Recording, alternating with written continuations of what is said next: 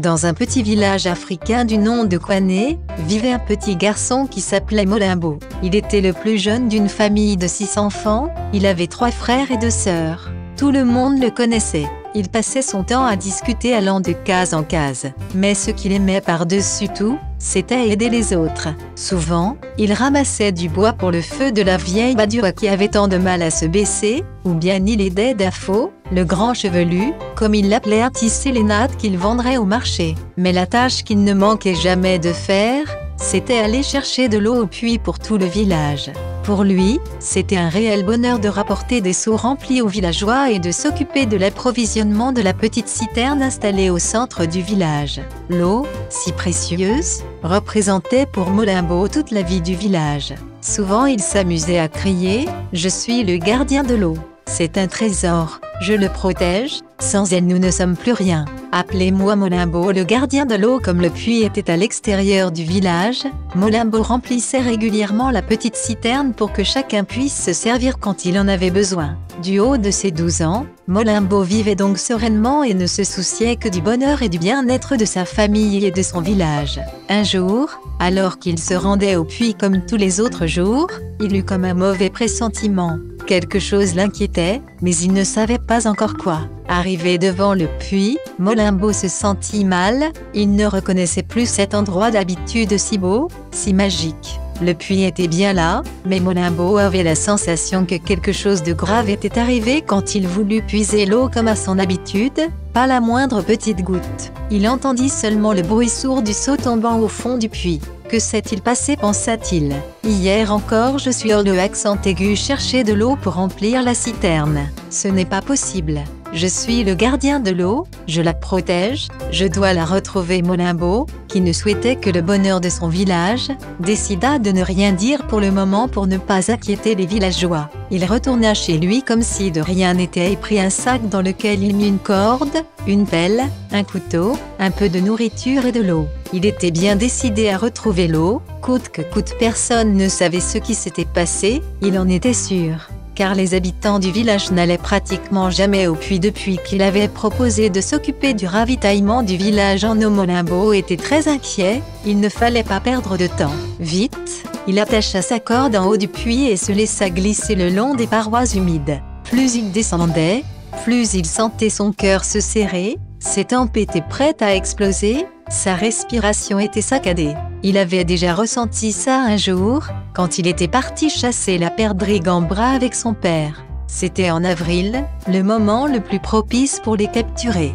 Molimbo avait passé un temps fou à poser des pièges, et il avait été sûr d'entendre une perdrix dans un buisson. Il s'était approché et avait vu l'oiseau se débattre, cherchant à libérer sa patte. Il avait préparé son saké, au moment de la saisir, une fraction de seconde avait suffi à l'oiseau pour s'échapper. Là, au fond du puits, cette sensation d'échec envahit à nouveau Molimbo et il se mit à pleurer. Il était seul, il faisait sombre, que pouvait-il faire? Il s'essuya les yeux et réfléchit un instant. Il se mit à toucher les parois du puits au hasard, et ses mains tombèrent sur un trou, petit d'abord, plus large ensuite. Il remonta à la surface, sortit du sac la petite pelle qu'il avait emportée, et commença à creuser jusqu'à ce qu'il parvienne à se glisser dans le trou. Il rampa dans ce curieux tunnel, humide et sombre. Il n'y voyait presque rien et se guidait avec ses mains. Il rampa longtemps, s'arrêta même un instant pour manger un peu tellement il se sentait fatigué. Au bout d'un long moment,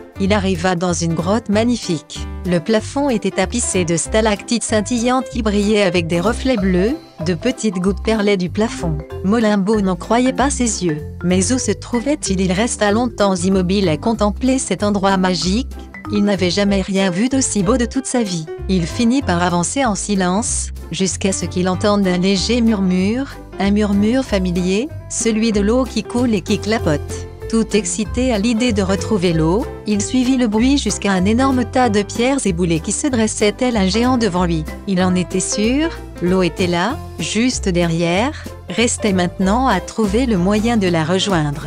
Molimbo observa avec attention la grotte et repéra un petit tunnel presque aussi grand que celui qui lui avait permis d'arriver jusqu'ici. Il s'y faufila et déboucha plus haut dans une autre salle, tout aussi belle que la première. Le bruit de l'eau était si fort que Molimbo s'aperçut vite que l'eau jaillissait d'une cascade et remplissait un énorme bassin. Molimbo sentit son cœur battre. Il était heureux, lui le gardien de l'eau, il l'avait enfin retrouvé. Sans réfléchir, il plongea dans l'eau, jamais il n'en avait vu autant. Alors qu'il sortait de l'eau, heureux et encore tout émerveillé, il entendit tout à coup « Et toi là-bas, d'où tu viens ?» Un jeune garçon pas plus vieux que lui le dévisageait. « Je m'appelle Bakary, et toi ?» demanda le garçon. « Je m'appelle Molimbo. Je viens du village de l'autre côté de cette grotte. » Molimbo et Bakary passèrent le reste de la journée à se raconter leur histoire.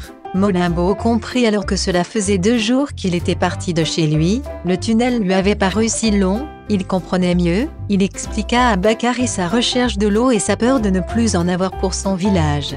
Bakary lui raconta le jour où il trouva cette fabuleuse source secrète. Avant, dans son village, on devait parcourir plusieurs kilomètres pour trouver un point d'eau. Cette source était un miracle, elle était devenue sacrée. Pour ne pas risquer de la gaspiller, ils avaient bloqué les passages par lesquels elle s'écoulait et n'avaient gardé qu'une seule entrée. C'est pour ça que le puits du village de Molimbo s'était vidé de son eau. Bakary emmena Molimbo à Boka, le village où il vivait, et raconta toute l'histoire au chef du village qui n'en crut pas ses oreilles. « Tu as fait preuve de beaucoup de courage, Molimbo, gardien de l'eau.